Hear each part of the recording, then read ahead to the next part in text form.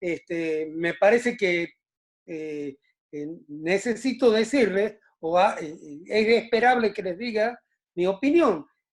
Primero, te reitero, te felicito, Gonzalo, porque tenés una perspectiva de la cuestión que nos ocupa ahora, que es la prisión preventiva, bien informada, y tenés además una actitud correcta. Yo creo que tener una actitud correcta en nuestros tribunales desde el interior de los tribunales es un gran avance. Nosotros desde hace muchos años que tenemos el principio de libertad vigente, y bueno, los abogados más grandes acá saben que los tenemos desde el año 91, está el principio de libertad expresamente puesto, y bueno, y ya ven ustedes el resultado, ¿no? Entonces la cuestión pasa por la gente, por quienes van a operar el nuevo sistema, y en gran parte buscar de que la resistencia al cambio no disminuya este progreso que significa el avanzar hacia el nuevo sistema y oralizar las audiencias en donde se decide la suerte por largo tiempo de las personas, ¿no? Porque, claro, el sistema nos va a permitir trabajar mejor, es una excelente herramienta para hacer efectivo realmente este principio de libertad y empezar a trabajar racionalmente con el sistema. Recién vos decías el sistema de privación de libertad de las personas.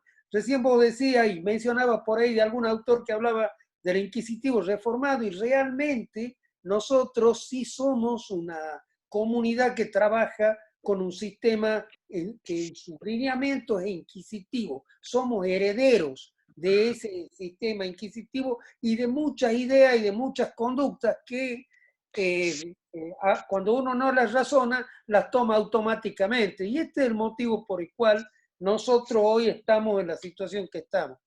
Por una parte eso, y por otra parte, quiero decir, no dejar de decirlo, presten atención en lo que significa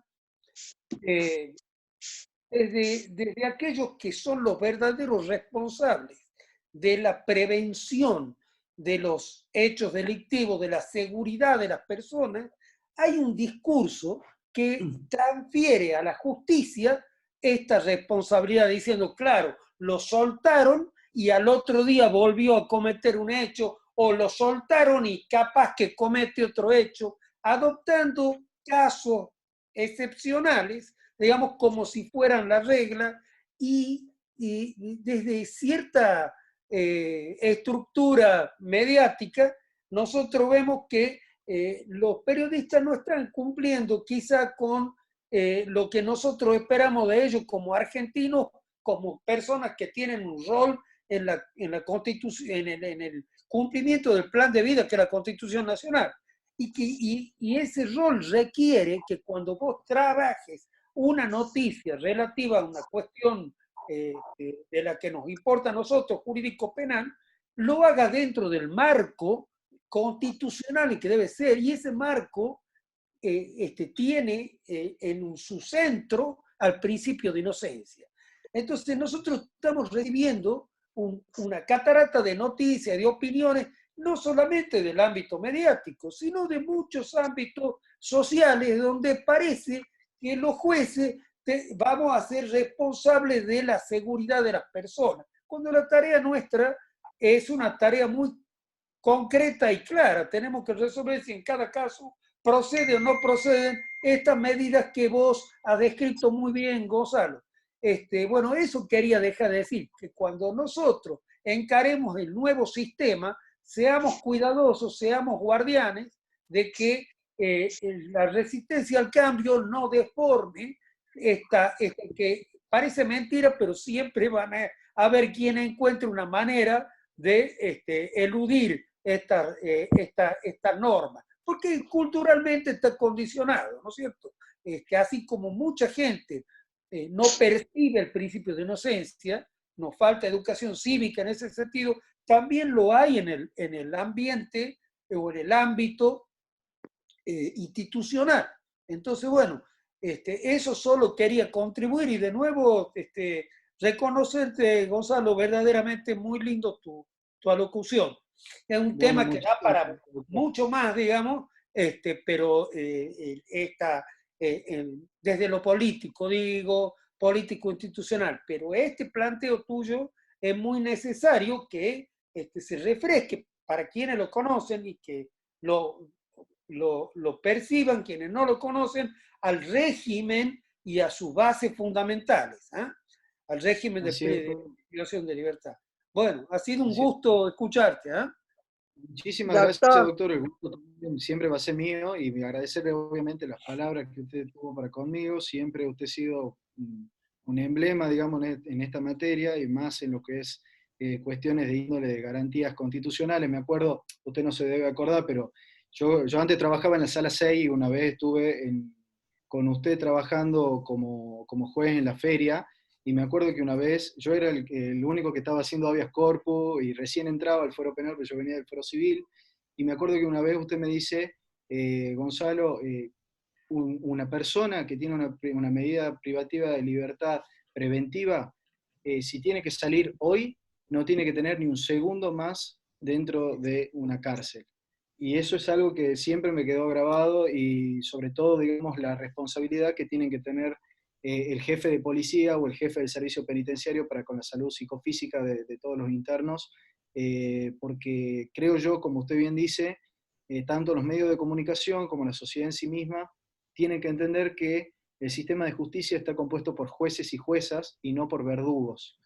En mi Bueno, una linda entendimiento, expresión. yo creo yo que eso es quiero hacer una el análisis observación, englobado. si me permite. Te agradezco. Puede ser, doctora. ¿Cómo le va? Buenas tardes a todos. Bueno, yo tengo un aprecio especial por el doctor, los dos, el doctor Jordan Vázquez y el doctor Ascar, porque lo que han demostrado toda su vida en la profesión son una gente que nunca se les ha subido, como decimos vulgarmente, los títulos a cada uno en la cabeza. Y lo que yo rescato de todo este sistema, como dice el doctor Jordan Vázquez, que hay que dejar de ser chicanero. Vulgarmente hay un montón de chicaneros que te obstruyen la inserción de este nuevo sistema que desde el punto de vista mío es mucho más ágil, representa una exigencia personal para cada uno, por algo estamos acá tratando de aprender, y en este sentido también se les cortó al juzgado, a los jueces, la maña de copiar y pegar. Esta vez tenemos un contacto personalizado en cada audiencia en donde están las exigencias a la vista. A mí personalmente me ha pasado con el juzgado de la Quinta, algo que sirve mucho y que yo les digo, no puede ser que toda la vida sea a favor de la fiscalía la cuestión de que tiene que producir prueba, entonces por ende para evitar la obstaculización, marche preso. Personalmente me parece una burrada, pero no lo puedo expresar así como lo hago con usted, porque acá hablo a calzón quitado.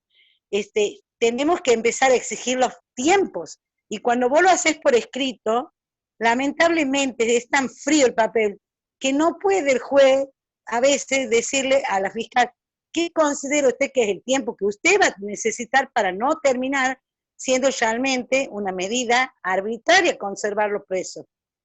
Eso es lo que a mí me ha pasado, que me han dado la razón, le han dado 2 días para que hagan aparecer, porque lo que también dice el doctor Jordan Vázquez, que los otros operadores que nos tiran la culpa, que es el Poder Judicial y que se largan presos y no les importa, ellos son los primeros en ocultar evidencia, son los primeros en demorar pruebas que se requieren. Creo que a muchos les pasa que como querella nos quedamos balbuceando porque no traen una carpeta, porque entonces yo en esa oportunidad le dije, discúlpeme, la carpeta no está aquí porque usted como fiscal tampoco ha arbitrado medios como para que se cumpla la medida. Si nosotros entendemos que nos podemos unir y aliar, esto va a andar bárbaro. Pero si seguimos subiendo a cámara con tantos obstáculos y pegando y copiando resoluciones, no ha servido de nada. Porque la Cámara en esta pandemia, yo lo digo personalmente porque a Gastaldo, a mí, nos ha pasado que nos han tenido 20 días para resoluciones y nos explicaban que no estaba el SAE, que se cortó la luz, que después el expediente no se lo puede traer. Entonces nos quedó un margen de duda grande. ¿De qué manera están resolviendo? cuando me bajaron a mí la resolución era un copy y pegue del juzgado. Es mi opinión, pido disculpas si ofendo a alguien, pero estoy muy de acuerdo con todo lo que... No. Es su Y opinión, usted, doctora, y yo obviamente escúcheme, doctor, usted apunte que yo le he dicho que usted va a ser juez y va a ser juez. Tiene que llegar a jueces como pensamiento liberal de ustedes. No podemos seguir teniendo gente que copie y pegue o gente que por no perder un cargo, lo digo así literalmente, hacen las cosas que hacen. Gracias por escuchar. No, por favor, doctora. A mí me parece dos cositas puntuales porque no hubo preguntas, sino hubo, digamos, obviamente la manifestación de la opinión de la doctora, independientemente, digamos, de la labor de todos los juzgados, a los cuales yo considero que los jueces que tenemos en instrucción, jueces y, bueno, obviamente la doctora Ballestero como jueza, realizan una tarea, y yo se lo digo, independientemente de la opinión que tenga cada uno, que es respetable, obviamente, yo les puedo decir que realizan una tarea muy admirable. En lo particular, digamos, en el juzgado de la segunda, hace 60 días que nosotros estamos de turno. Estamos, desde que ha empezado la pandemia, o sea, desde que empezó la cuarentena, mejor dicho, una semana antes, y estamos todos los días trabajando. El fuero penal nunca paró, yo creo que se trabajó, no le diría más que nunca, pero sí mejor que nunca a nivel mental, en el sentido de que han surgido nuevas ideas mediante la utilización de las nuevas tecnologías. Aprovecho de vuelta también que lo tengo el doctor Roldán Vázquez para tomarlo de ejemplo, por ejemplo, el juicio que hicieron de la causa de homicidio, femicidio. Y así nosotros en nuestro juzgado tenemos una investigación jurisdiccional que también ha sido llevada a cabo a través de declaraciones testimoniales que hemos ido tomando también por la plataforma de Zoom. También hemos resuelto habeas corpus con diferentes audiencias, prisiones preventivas. El doctor Maggio siempre ha sido muy proactivo en ese sentido, y me parece que es destacable porque yo también he visto el reclamo de muchos de ustedes en las redes sociales respecto de el parate que hubo dentro de lo que es la justicia como una respuesta a la cuarentena. Sin perjuicio de eso, yo creo que la justicia se tiene que dividir también en que el fuero penal es otra cosa. El fuero penal yo siempre lo voy a defender, siempre que sea defendible, claramente. Donde en este punto en particular yo les puedo decir que nosotros, no sé si a ustedes les ha tocado litigar en estos días, pero nosotros tuvimos un teléfono celular habilitado con una línea de WhatsApp que está abierto a las 24 horas, los 7 días de la semana, con un funcionario que está del otro lado que lo atiende de manera inmediata. De hecho, ahora a las 12 de la noche me toca a mí, así que el celular me pasa a mis manos, y siempre atendiendo. Ahora, antes de la charla estaba llegando una ablación de órganos, y en una ablación de órganos que ustedes saben, el proceso más expedito que nosotros tenemos que tener en un juzgado de instrucción. Un juez de garantía tiene que autorizar una fracción de órganos al CUCAI para que pueda procederse justamente a lo que es el trasplante de órganos. Y ese era hace menos de una semana, no ha tocado uno, que hemos tenido la suerte de poder finalizarlo, digamos, en un periodo de 45 minutos. Algo que demora 4 horas en 45 minutos con las nuevas tecnologías. Lo hemos podido salvar, lo hemos podido sacar. Y la verdad que dentro de lo que es la tragedia de que una persona esté fallecida, darle vida a un montón de personas, eso es muy importante, y por ahí no es algo tan conocido que se hace en el fuero penal y en el juzgado de instrucción, y que la verdad que está bastante bueno poder publicarlo, no como algo que nos genere reconocimiento extra, digamos, para nosotros. No estamos buscando eso, sino es algo que nos llena de orgullo poder participar de una tarea que puedan salvar vidas. ¿Alguna otra pregunta? Sí, doctor. Doctor Castaldo, ¿cómo le va? Sí, ¿cómo anda, secretario? Buenas tardes. El placer de escucharlo y, bueno, magistral ponencia, muy clara. Quería hacerle una pregunta que es unánime en los clientes de nosotros hoy en día. Nos preguntan si le van a dar o no prórroga. A mí la pregunta puntual mía es: ¿qué opina usted de las prórrogas de prisión preventiva? ¿Y qué opina de las prórrogas de prisión preventiva? Bien. Bueno, el análisis de la prórroga ya de por sí ya tiene un plus. O sea, cada vez que se le tiene que restringir la libertad ambulatoria a una persona por más tiempo, evidentemente el análisis tiene que ser cada vez más restringido. O sea, no lo digo yo, lo dice la Comisión Interamericana de Derechos Humanos, donde le vuelvo a repetir, documentos 1413 y 2/97, que he visto muchas veces a la Fiscalía que te dice que por el anticipo, o mejor dicho, por la expectativa de pena en abstracto, se genera una presunción de riesgo de fuga, que es real, eso lo dice, digamos, la comisión, es un elemento como un indicio, pero tiene que estar acompañado de otras circunstancias que lo puedan dar sustento, porque solamente con ese indicio no puede operar la prisión preventiva. Ahora, ¿por qué le digo esto? Porque a su vez, párrafo aparte de esa línea, dice que cuando la prisión preventiva se ha extendido durante mucho tiempo, el riesgo de fuga empieza a disminuir toda vez de que se empieza a contabilizar para una futura pena. Entonces, en ese sentido o en esa línea de pensamiento, lo que quiso hacer la Comisión Interamericana es decir justamente que a medida que el tiempo pasa los riesgos y la investigación avanza, los riesgos procesales disminuyen, por claros motivos donde tienen que adoptarse medidas alternativas. En ese caso, en ese supuesto que usted dice de la prórroga, de la prórroga, de la prórroga, claramente a mí me parece que las exigencias se elevan, tanto a nivel Ministerio Público Fiscal o querella que lo pueda llegar a solicitar, como también a nivel de juez o jueza, digamos, que lo tenga que estudiar.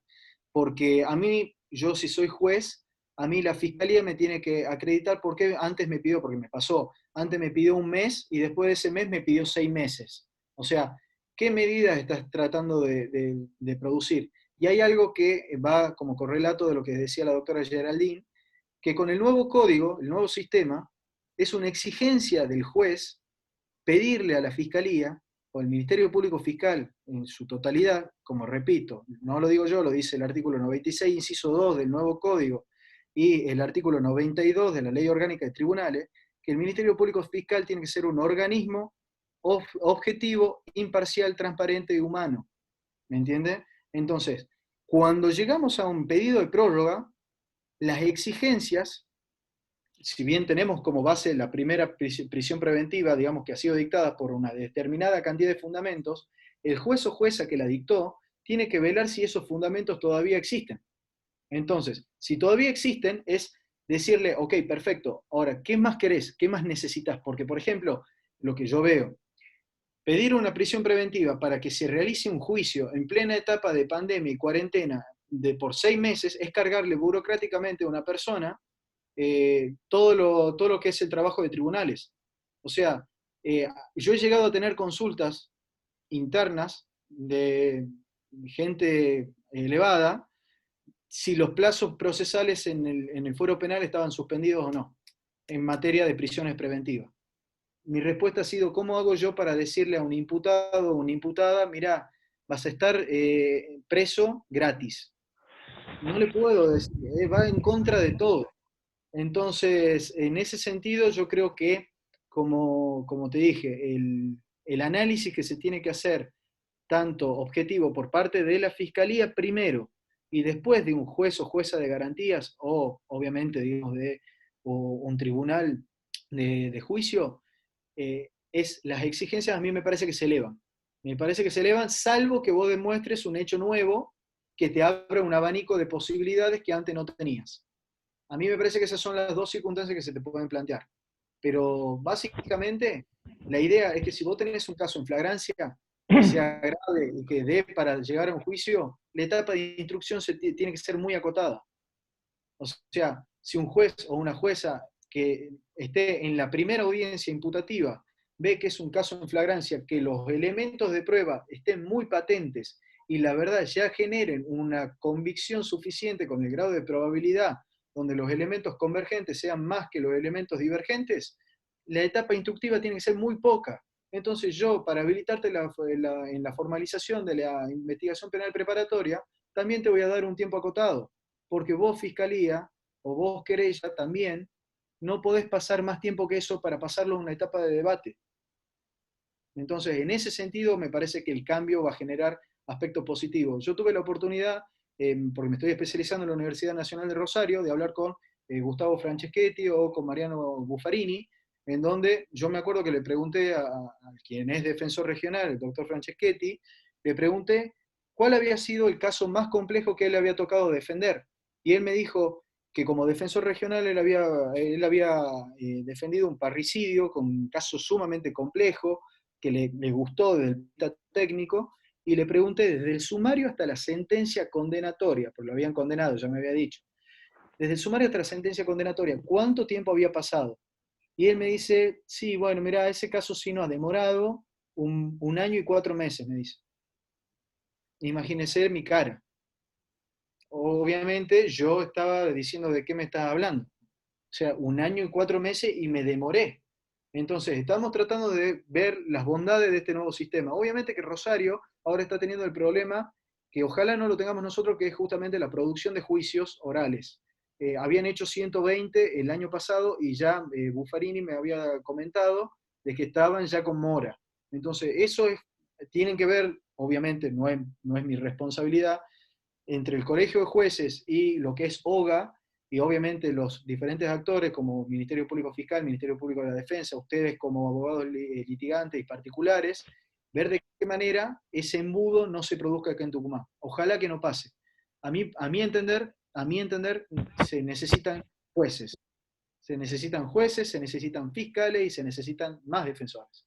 Si vos querés que en un territorio como Tucumán, con el grado o con la cantidad de población y con el grado de causas que nosotros están habilitadas para ir a un juicio, se necesitan tener recursos humanos que respondan a las necesidades del sistema. Si no, es un barajar y dar de nuevo para en un determinado momento volver a este punto de embudo que estamos teniendo ahora y que está colapsado el sistema.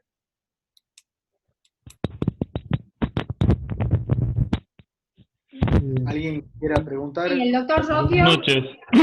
El doctor Roque Buenas está noches, jugando doctor. con el No, hasta que le invoco, querido doctor, de verdad que la tecnología y mi edad no comparten un solo corazón. Bueno, primero, antes que nada, agradecerte por la charla magistral. De verdad que no me desvela tu exposición porque siempre nos tenías acostumbrado a esto. Y un poco dividir, agradecerte porque de verdad que nunca te guardas nada y sos siempre tan concreto en esto. Pero sí, ese discurso dogmático de verdad que es impecable, pero que no se refleja en la realidad, doctor, porque nosotros como defensores particulares advertimos que las prórrogas en formas automáticas se dan, el principio de oportunidad se está aplicando según conveniencia, en fin, una serie de cuestiones que lógicamente se tienen que ir acomodando en el transcurso de este proceso de cambio. Lo que yo te quería decir un poco, tomando la idea del doctor Roldán Vázquez, yo creo que es el norte a seguir de muchos de nosotros, tiene que ver con esto, digamos, porque sé que él fue pionero en estos juicios a distancia. Si ustedes comprenden, y de ser así, cuál sería el fundamento, o no, lógicamente, de que estos juicios o estas audiencias que se hacen en forma remota violan algún derecho amparado en la Constitución de la Nación Argentina. Sobre todo el legítimo derecho de defensa o el charlar con el imputado por parte de su defensa técnica, básicamente Mire, la doctor, inmediatez. para tomarlo como ejemplo, el doctor Roldán Vázquez, y bueno, creo que lo que va a decir el doctor, lo puedo, a ver si es exactamente coincidente, porque yo lo seguí al juicio, digamos, de manera muy atenta. Nada, la defensa siempre tuvo la oportunidad de poder conversar con su defendido, hasta creo, el doctor me lo va a poder confirmar, hicieron un cuarto intermedio para que la doctora Jorrat, que era la defensora, pudiese tener una comunicación privada con su defendido, circunstancia que el doctor Roldán Vázquez valoró de manera positiva. Paramos, digamos, creo que el juicio se paró, fueron un cuarto intermedio, después se notificó en la misma pantalla de YouTube a la hora que se iba a reanudar el juicio, lo mismo cuando ha sido la deliberación propia del tribunal. A ver, doctor Roquio, usted sabe, digamos, las diferentes dificultades que nos han encontrado en esta situación de cuarentena. A mí, yo la verdad celebro muchísimo que se estén utilizando las nuevas tecnologías en pos de el bien común, que es el que la justicia dé respuestas. Ahora, cómo se le utiliza esa tecnología y cómo se compatibilizan con los diferentes derechos y garantías de índole constitucional, eso ya queda en cabeza de los jueces y de la fiscalía. Gonzalo, si vos me sí, doctor. permites. Sí, obviamente. No. En el fallo de Marchicio hay un votito mío de adhesión a mi colega que hizo el primer voto, la primera cuestión. Ahí explico resumidamente cómo es que se pudo realizar esta audiencia que quiero aclarar. Fue la última parte. La primera parte fue presencial porque esto ocurrió justo en el medio de declararse por la Organización Mundial de la Salud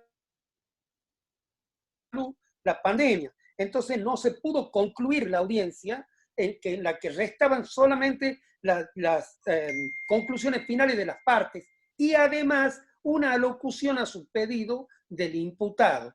Entonces, bueno, en esas pequeñas páginas yo lo que quiero señalar solamente es que va a haber cantidad de procesos en los cuales se pueda perfectamente realizar en forma virtual la actuación sin violar derechos. Acá lo que podemos, en algún momento explicamos que creemos que no se violó ningún derecho, entre ellos el más importante fue el derecho de contradicción, el del derecho del artículo 8 de la Convención, que nos dice del 8.2, o 8.2F, que nos dice que tenemos derecho de traer testigos de cargo y de interrogar a los testigos, de interrogar a los testigos de cargo y de traer otros testigos que conozcan o personas que conozcan sobre los hechos.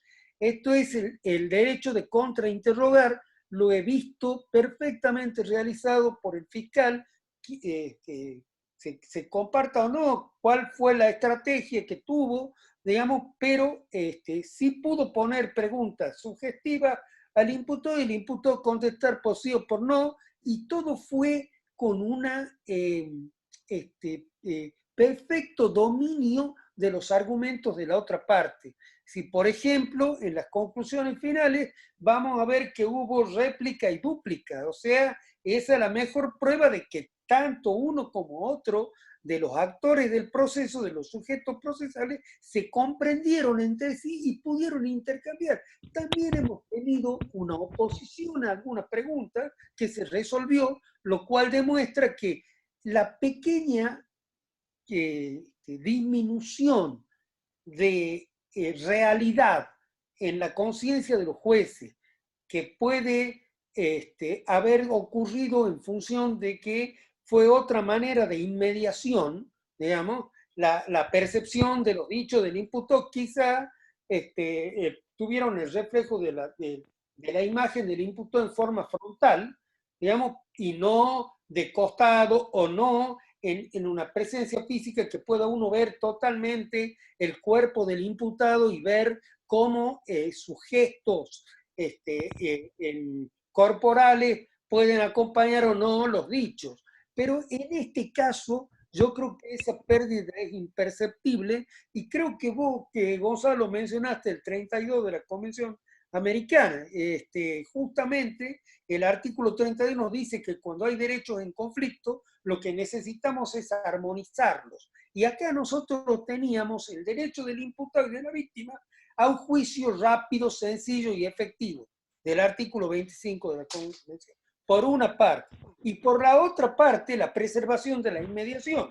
Creemos que el mínimo deterioro que puede haber habido, si es que lo hubo, en cuanto a la percepción, en esta locución que recibimos del imputado, las preguntas que se le formularon y las contestaciones que hubo, no tiene significación frente a la posibilidad de garantizarle a las partes un derecho de un juicio rápido en un plazo razonable, del 8 primer párrafo y del 25 de la Convención Americana. Eso solamente. Y después, si quieren leer, estoy publicando un pequeño artículo sobre eso, que va a salir seguramente dentro de poco. y también pueden leer el fallo, digamos, ahí está mejor explicado. Muchas gracias.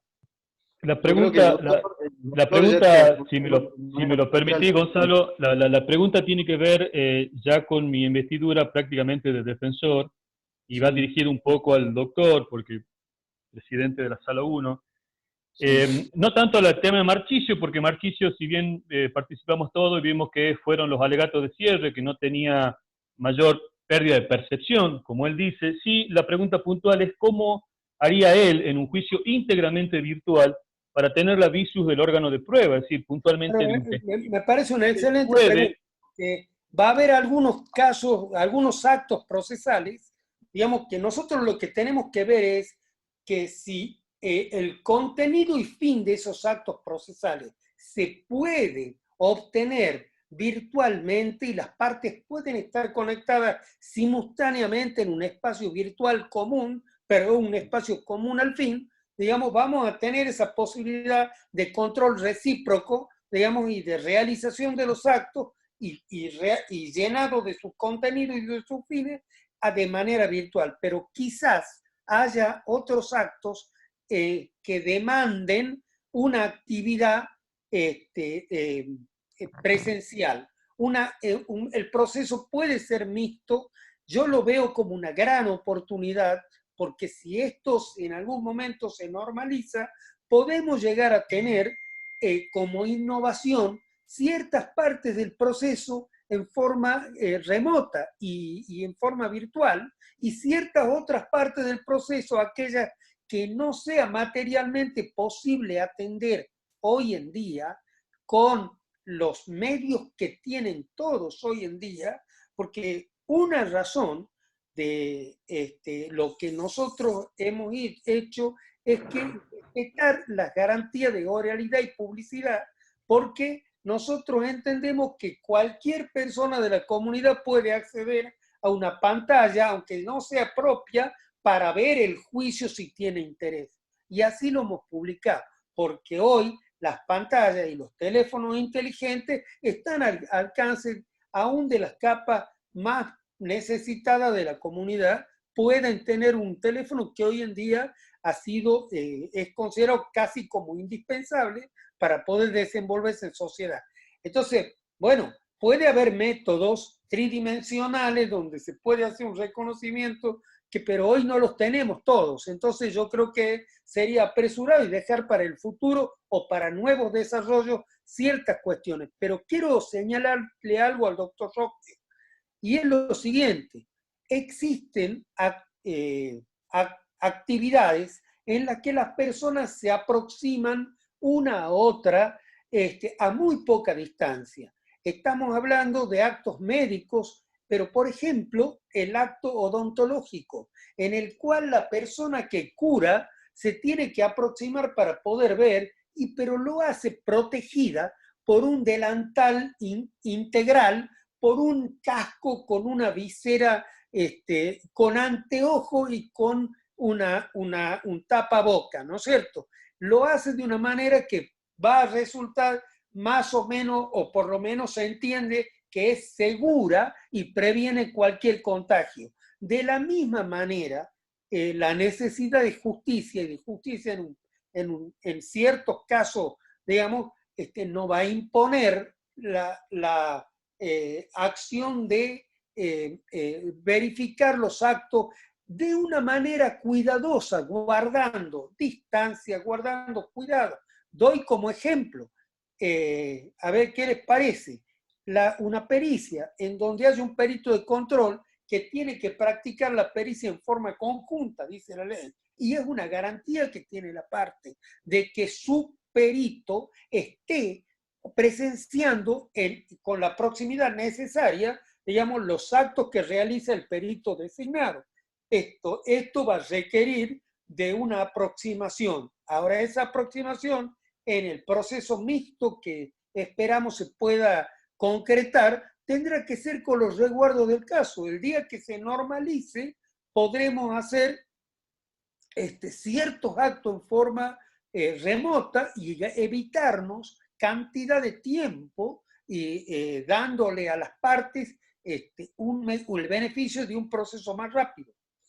rápido, sencillo y efectivo, como dice nuestro compromiso constitucional, convencional de la Convención Americana. Así es, doctor. Para completarlo, básicamente, Miguel, también adhiero a la respuesta completísima que ha dado el doctor Roldán Vázquez.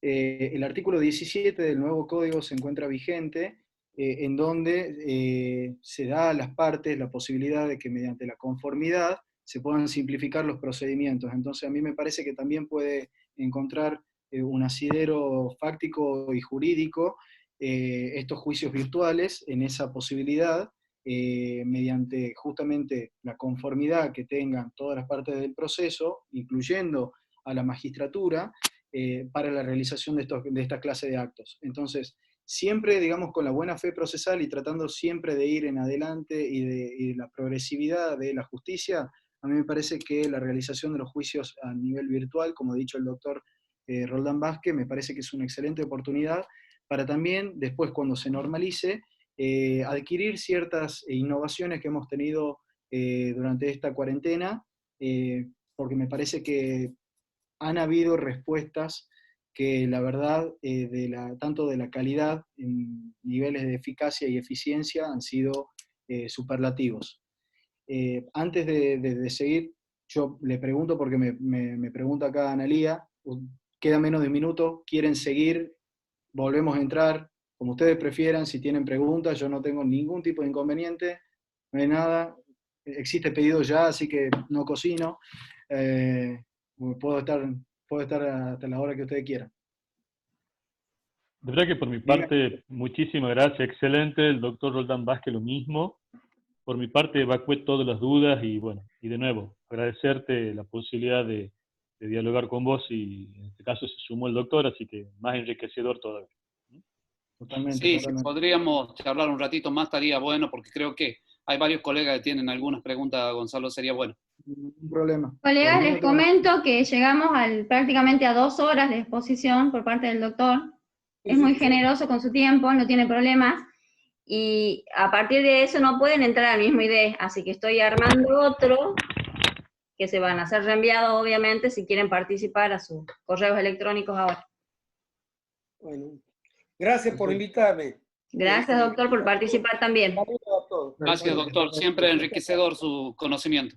Gracias. Chao, chao, chicos. Que estén muy bien. Adiós. Chao, doctor. Hasta luego. Doctor, por la comida no se preocupe porque hay varias interesadas acá en llevarle algo hecho en casa. ¿Eso está grabando? No, no. Sí, sí. Por supuesto. Quedó grabado. Qué grande, Gonzalo. No, ahora mirá, parezco un... No, estoy Te pone totalmente... color